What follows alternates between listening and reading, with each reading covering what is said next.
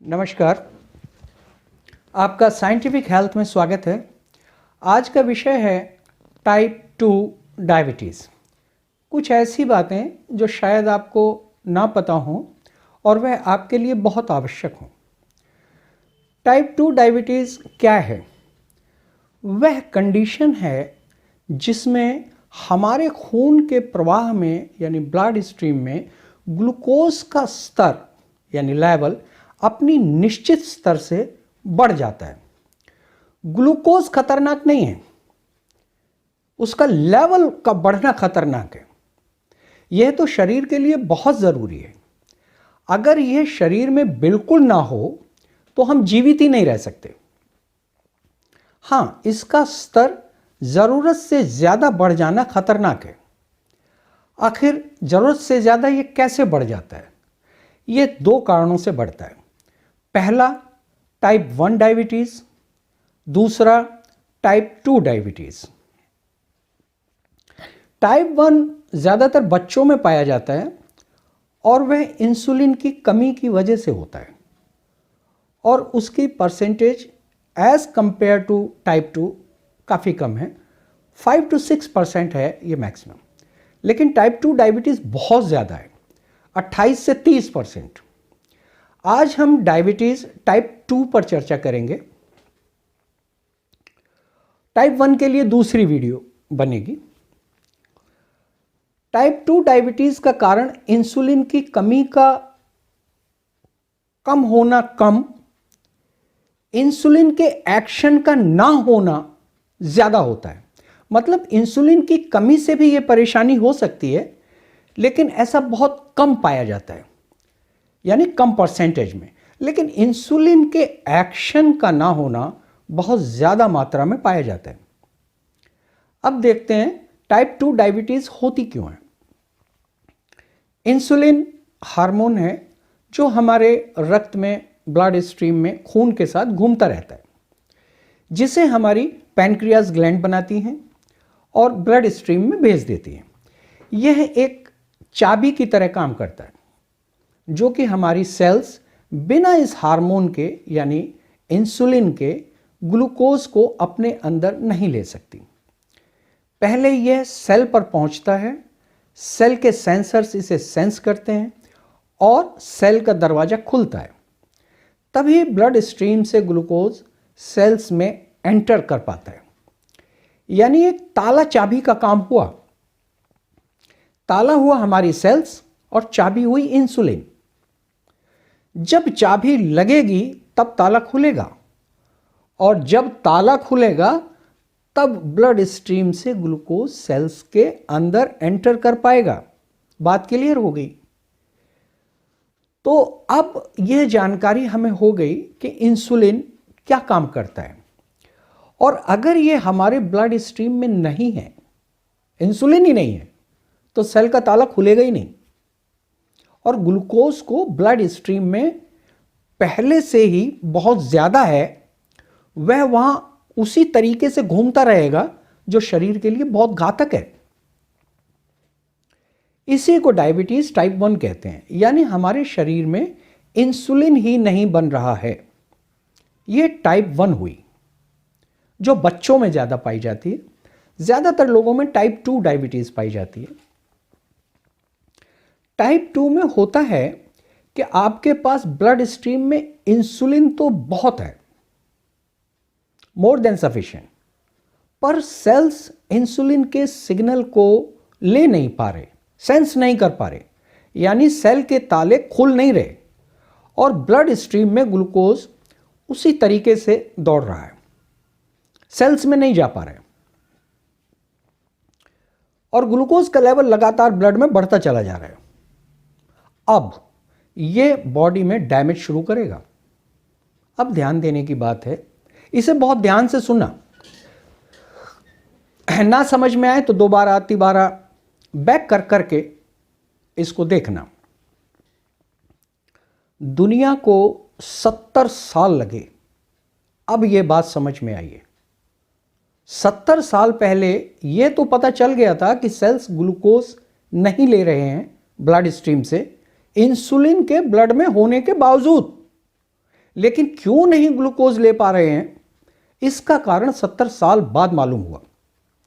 जब एमआरआई की मशीन बनी तब देखा गया सेल्स के अंदर झांक कर, तो वहां पर फैट जमा पाया गया। फैट यानी ऑयल, एक ही बात है। वह चाहे पतला हो या गाढ़ा, इससे मतलब नहीं है। एक मात्रा से ज्यादा फैट का होना इसका कारण था, और इसे कहते हैं इंसुलिन रेजिस्टेंस। यह है सबसे बड़ा कारण टाइप 2 डायबिटीज का। इस बात को बहुत ज्यादा ध्यान में रखिएगा। आप सोचेंगे कि सेल्स में फैट कहां से पहुंच गया, तो सीधी बात है, आपने जरूरत से ज्यादा फैटी खाना खाया, बस वहीं से। इसीलिए अगर आप फैटी फूड का कंजप्शन ज्यादा करेंगे तो आप इंसुलिन रेजिस्टेंट हो जाएंगे, यानी डायबिटीज टाइप 2 के मरीज। आपने देखा होगा जिन लोगों का वजन बढ़ने लगता है तादाद से ज्यादा, उनके टाइप 2 डायबिटीज होने का खतरा ज्यादा होता है और वो ज्यादा पाए जाते हैं। अधिकतर ऐसा देखा गया है। अब सवाल है, समस्या को ठीक कैसे करें, समाधान क्या है? तो एक बात बिल्कुल सत्य है कि दवाइयों से यह बीमारी कभी भी रिवर्स नहीं हो सकती। दबाई जा सकती है, कंट्रोल की जा सकती है, रिवर्स नहीं। यह सिर्फ खाना ठीक करने से ही रिवर्स होगी। यानी आप फैटी फूड खाना बंद करें या बहुत कम ऑयल यूज़ करें, धीरे धीरे यह समस्या अपने आप दूर हो जाएगी, यानी आप इंसुलिन रेजिस्टेंट नहीं रहेंगे। एक और सवाल आता है, ब्लड में ग्लूकोज ज्यादा आया ही क्यों? तो साफ है, आपने खाना ही ऐसा खाया जिसको खाते ही 25 से 30 मिनट में सारा ग्लूकोज एकदम ब्लड स्ट्रीम में फ्लड कर गया। अगर यह धीरे धीरे जाता तो ऐसी कोई समस्या ही नहीं आती। अब इस समस्या का समाधान क्या है? तो वह है आपका खाना ठीक करना। वह खाना खाइए जिससे ग्लूकोज धीरे धीरे 5 से 7 घंटों में ब्लड स्ट्रीम में पहुंचे। वह खाना क्या है, उस पर आगे बात करेंगे, एक और वीडियो बनाएंगे इस पे। हाँ, एक बात, अगर बहुत सारा इंसुलिन आपके शरीर में यानी ब्लड स्ट्रीम में सर्कुलेट होता रहेगा तो यह भी बहुत घातक है। इसको बोलते हैं हाइपर इंसुलिनीमिया। इसलिए इंसुलिन हमारे शरीर में एक लिमिट, जो उसका स्तर है, जो उसका लेवल है, वहां तक ठीक है। अगर ज़्यादा हुआ तो शरीर की खून की नलियों की दीवारें जो हैं उनको डैमेज करना चालू कर देगा, और इसलिए टाइप 2 डायबिटीज में हार्ट अटैक होने के चांस ज़्यादा होते हैं, ब्लॉकेज के चांस बहुत ज़्यादा होते हैं। तो हम क्या करें कि ग्लूकोज भी ना बढ़े और इंसुलिन भी ना बढ़े? यह कब हो सकता है? जब हम कुछ ऐसा खाना खाएं जो हमारी बॉडी में धीरे धीरे एब्जॉर्ब हो। उसके स्पीड को अगर हम कंट्रोल कर लेंगे तो इस समस्या का निदान हो जाएगा। अब आते हैं सबसे जरूरी बात पर, जो है कि वह खाना क्या है और कैसे खाएं, यानी निवारण की तरफ चलते हैं। तो सुबह नाश्ते में फ्रूट्स लें, जो बहुत ज़रूरी हैं, लगभग 1 पाव से आधा किलो के आसपास, जैसा भी रुचे पचे, बदल बदल कर लें। उसके 1 घंटे बाद मिलेट आमली लें। लंच में मिलेट रोटी, मिलेट डोसा, मिलेट इडली, जो भी आपको पसंद हो।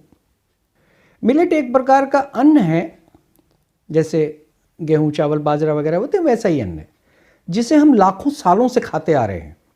पर अभी जब से गेहूं और चावल आ गए, लगभग 70 सालों से, तब से हम इसका प्रयोग करना बंद कर दिया। और यही है सारे रोगों की जड़। सिर्फ डायबिटीज की ही नहीं, cancer, kidney failure, thyroid, BP आदि सभी बीमारियां इसके खाने से अपने आप ठीक होने लगेंगी, और जिनको नहीं है उनको कभी नहीं होंगी। ये बिल्कुल वैज्ञानिक तौर पर साबित हो चुका है। अब लंच में मिलेट के आटे की रोटी या मिलेट का डोसा या मिलेट की इडली सब्जियों के साथ, जिनमें हरी सब्जियां ज़्यादा हों, सलाद और थोड़ी सी दही या दही की कोई अन्य आइटम जैसे दही बल्ले या छाछ आदि, यही फिर डिनर में लें, बस दही या दही वाली आइटम को छोड़कर। जैसे आप इस डाइट पे आएंगे, जैसे ही आएंगे, धीरे धीरे आपकी दवाइयां कम होने लगेंगी और 3 से 4 महीने में, ज़्यादा से ज़्यादा 6 महीने लगेंगे, आप रोग मुक्त हो जाएंगे। यह बीमारी पूर्ण रूप से रिवर्सिबल है। अगली वीडियो खाने के ऊपर डिटेल्ड होगी, आप निश्चिंत रहें। नेक्स्ट वीडियो ऐसा होगा जिसमें खाने के बारे में पूरी जानकारी होगी और अगर आप वैसा करेंगे तो निश्चित आप रोग मुक्त हो जाएंगे। दवाइयों से यह बीमारी ठीक नहीं होती, यह सिर्फ ठीक होती है तो उचित खान पान से। तो आज के लिए सिर्फ इतना ही, बाकी नेक्स्ट में। धन्यवाद।